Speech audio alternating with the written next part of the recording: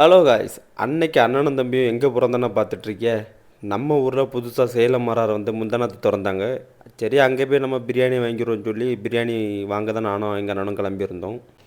திறப்பு விழா ஆஃபராட்டு 2 சிக்கன் பிரியாணி வாங்கினா ஒரு சிக்கன் பிரியாணி ஃப்ரீன்னு வேறு சொல்லியிருந்தாங்க. நாங்களும் கிளம்பிட்டோம்.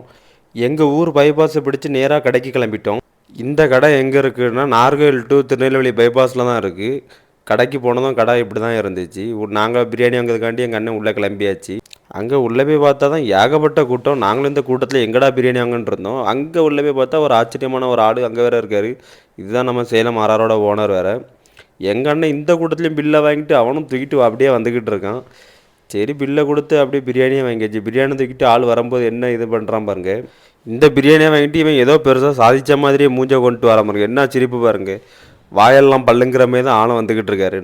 சரி, வீட்டில் பிரியாணிக்காண்டி எல்லோரும் வெயிட் பண்ணுவோம்னு சொல்லி நாங்களும் அந்தல வண்டி எடுத்துகிட்டு நேராக கிளம்பி வீட்டுக்கும் வந்தாச்சு.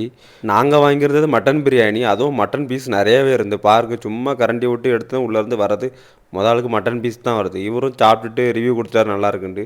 சரி, அதுக்கப்புறம் நம்ம சாப்பிட்டோன்னு சாப்பிட்டாச்சு. அது பீஸ்லாம் நல்லா போலவே இருந்து நல்லாவே இருந்து.